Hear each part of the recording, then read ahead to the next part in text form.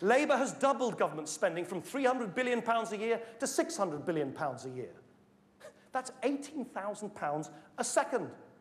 They've taken, give or take a few, £16 million of your money since I started speaking. It'll be 38 million by the time I've finished. And if you clap for too long, it'll cost us billions.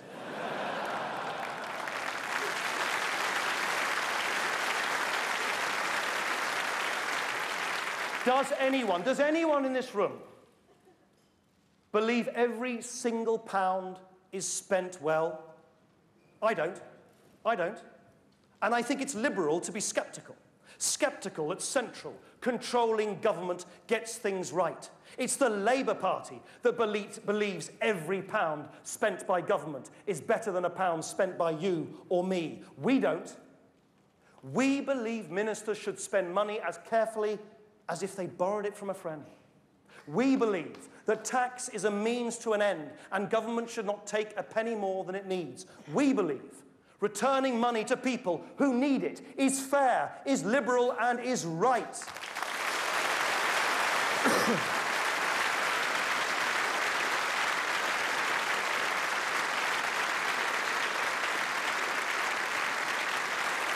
Now, the other parties say tax cuts aren't possible. But that's because they're too flaky to take the tough choices to make tax cuts possible, too weak to trim back on wasteful spending, too in hoc to wealthy non-doms to threaten higher taxes for the rich. Liberal Democrats are not afraid of tough choices. My shadow cabinet is identifying £20 billion of government spending that isn't working effectively. We need to ask ourselves, when a government has proved itself incapable of keeping people's data secure, why is it spending nearly £13 billion on a botched NHS IT system? When our soldiers need inexpensive, off-the-shelf armoured vehicles today, why is government spending £14 billion on over-complex tanks that won't be ready for years? When we want local government to respond to the needs of local people, why are they spending more than £1 billion filling in forms for Whitehall inspectors? Making these savings will mean we can afford to spend money on the things that really matter. Housing, care for the elderly, children, things that really make a difference, and then cut taxes for the people who need it most.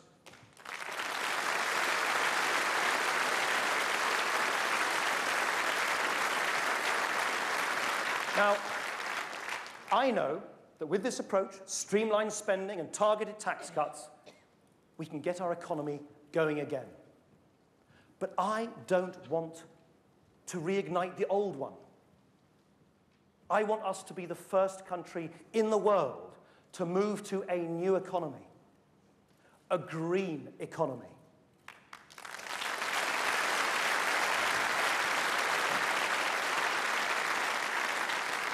As well as risking the very future of our planet, our need for dirty energy is crippling us economically. There are growing links between climate change, biofuels, and rising food prices.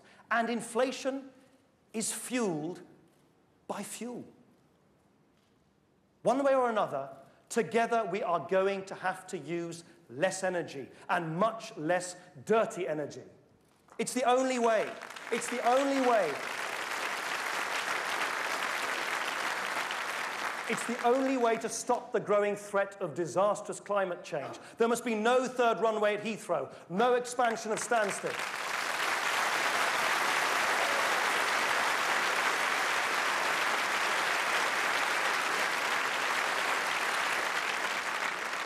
And for power stations, no Kingsnorth, no more dirty coal, no nuclear.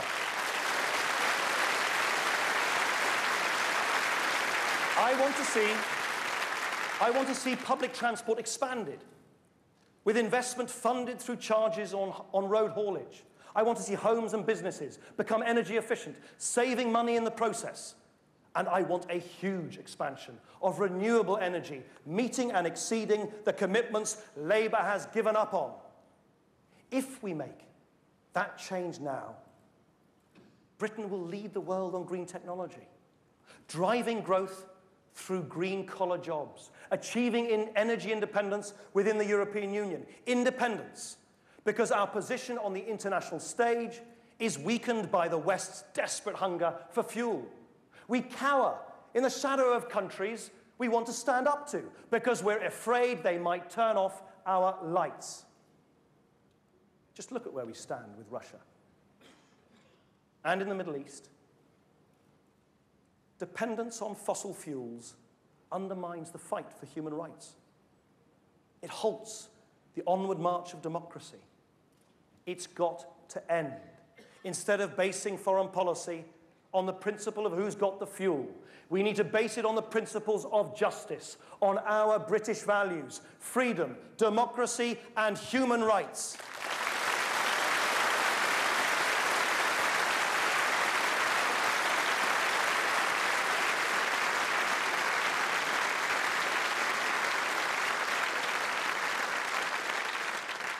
Fair and green.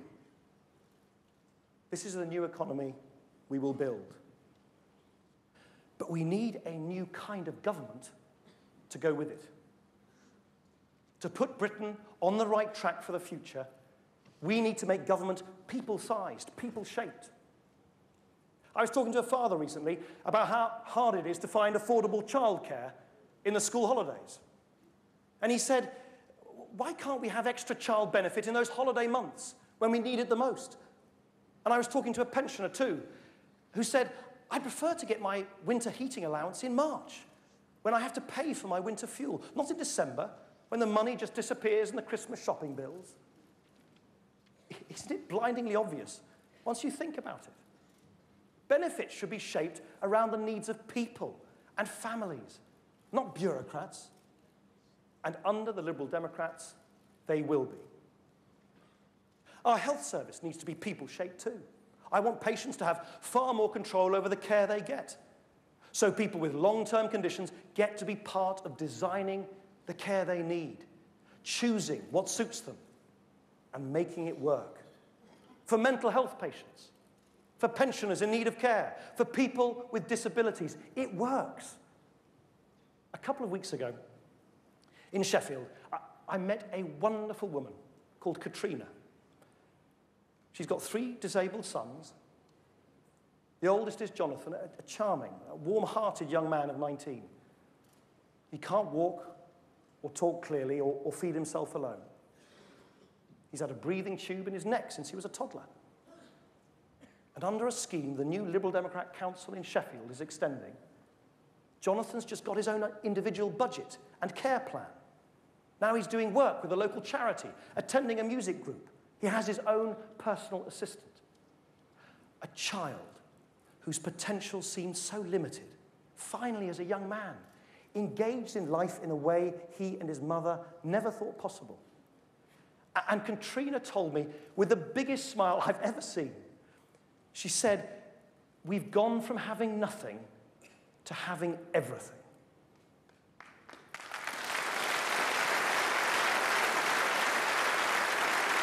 And I want every child's needs to be taken this seriously. What depresses me most about what Labour has done to our country is that they've made it a place that's not fit for our children.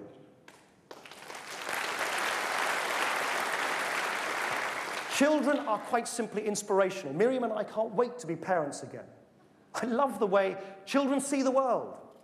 There was a great story I heard recently about a little girl doing a painting in class.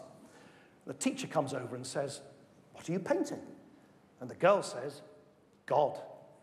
So the teacher says, "But no one knows what God looks like." The girl says, "They will in a minute."